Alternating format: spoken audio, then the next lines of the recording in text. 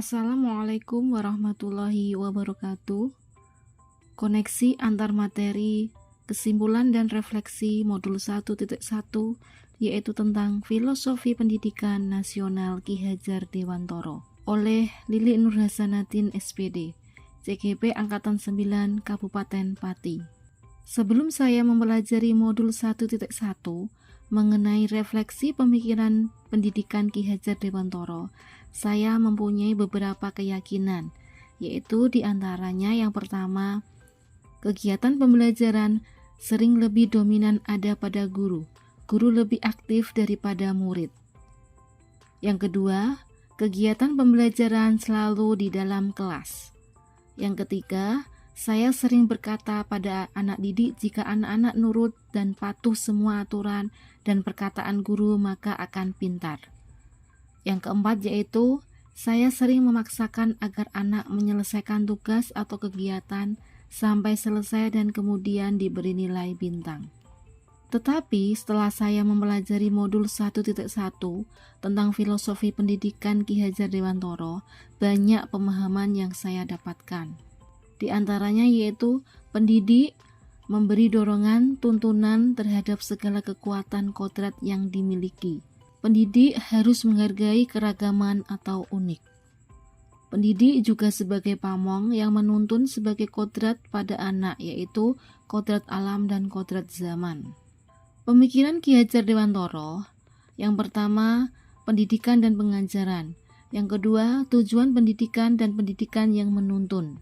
Yang ketiga, kodrat alam dan kodrat zaman, asas trikon.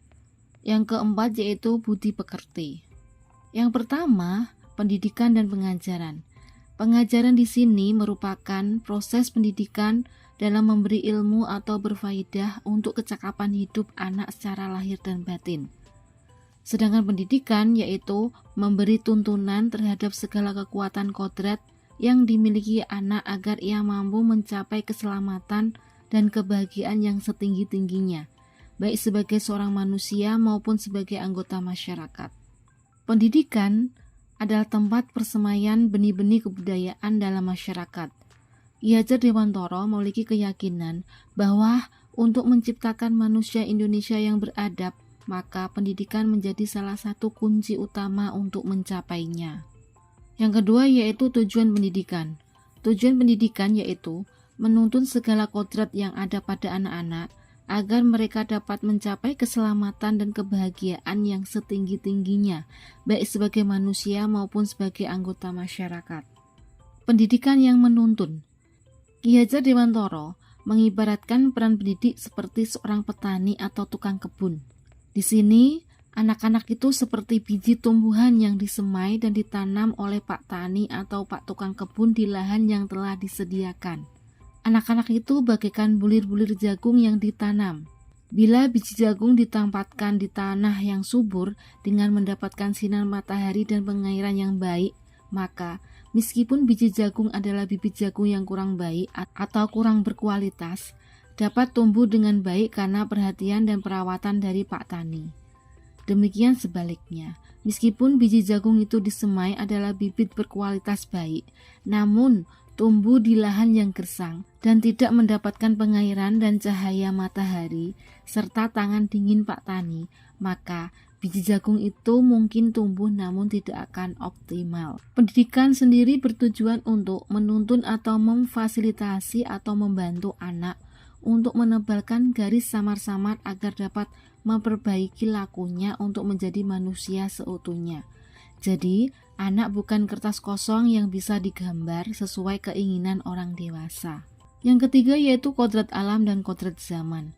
Kodrat alam di sini berkaitan dengan sifat dan bentuk lingkungan di mana anak berada. Sedangkan kodrat zaman yaitu berkaitan dengan isi dan irama. Pesan Ki Hajar Dewantoro.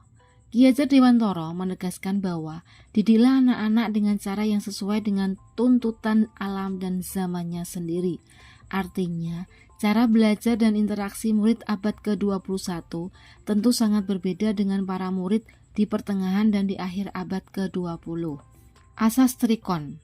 Di sini asas trikon ada 3. Yang pertama yaitu asas kontinuitas, di mana pengembangan pendidikan yang harus dilaksanakan secara terus-menerus dan berkesinambungan. Yang kedua yaitu asas konvergen, yaitu pengembangan pendidikan yang dilakukan bisa mengambil dari berbagai sumber dan disesuaikan dengan kebutuhan dan potensi yang kita miliki. Yang ketiga yaitu asas konsentris, di mana pengembangan pendidikan yang dilakukan harus tetap berdasarkan kepribadian kita sendiri. Penerapan asas Trikon merupakan upaya nyata semua elemen pendidikan dalam menerapkan kurikulum Merdeka Belajar.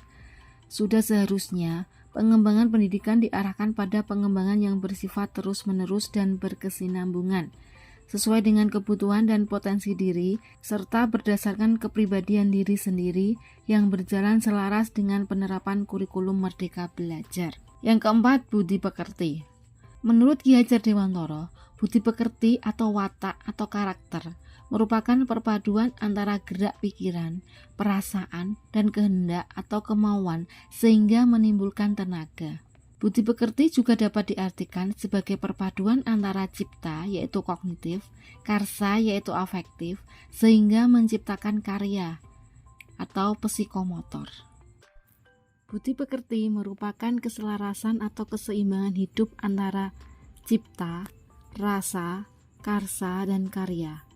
Keselarasan hidup anak dilatih melalui pemahaman kesadaran diri yang baik tentang kekuatan dirinya, kemudian dilatih mengelola diri agar mampu memiliki kesadaran sosial bahwa ia tidak hidup sendiri dalam relasi sosialnya, sehingga ketika membuat sebuah keputusan yang bertanggung jawab dalam kemerdekaan dirinya dan kemerdekaan orang lain. Terima kasih, semoga bermanfaat. Terima kasih juga kepada Bapak Fasilitator Dr. Muhammad Ridho Mutakin MPDI beserta pengajar praktik yaitu Ibu Ardita Widyastuti SPD. Sekian dari saya. Wassalamualaikum warahmatullahi wabarakatuh.